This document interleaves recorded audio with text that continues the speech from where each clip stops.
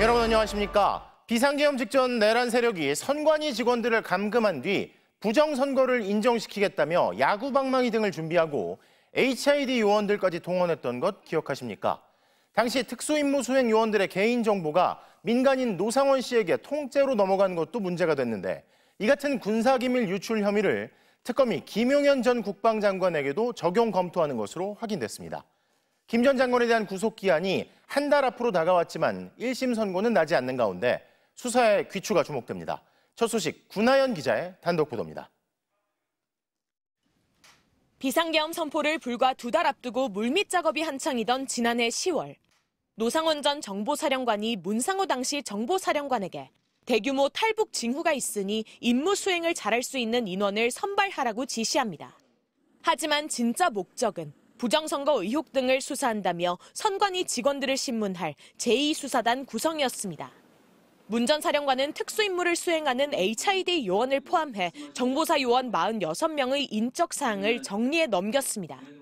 계급과 성명, 출신, 임관 연도, 출생 지역, 학력, 기타 특징까지 담겼습니다. 민간인인 노 전 사령관에게 3급 군사기밀에 해당하는 정보가 통째로 유출된 겁니다. 노 전 사령관은 이 중 40명을 최종 선발해 실제 제2수사단에 배치했습니다. 그런데 문 전 사령관이 노 전 사령관의 재판에 나와 노 전 사령관과 통화 뒤인 10월 14일 김용현 장관의 전화를 받았다고 했습니다. 김 전 장관으로부터 노상원 장군이 하는 일을 잘 도우라고 지시받았다는 겁니다. 특검이 이 같은 정황과 증언을 토대로 군사기밀 유출 과정에 김용현 전 국방장관이 공범으로 가담한 건 아닌지 수사 중인 것으로 확인됐습니다.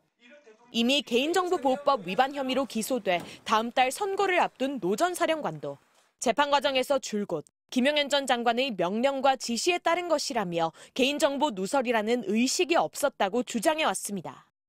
최근 김 전 장관 변호인단의 반복된 특검 모독과 법정 내 소란 행위로 재판이 지연되고 있는 만큼 높은 확률로 지금 조은석은 사무실에서 놀고 있을 겁니다. 지위도 애매한 파견 검사들까지 나와가지고 이 조은석 시다발이 하라고 이렇게.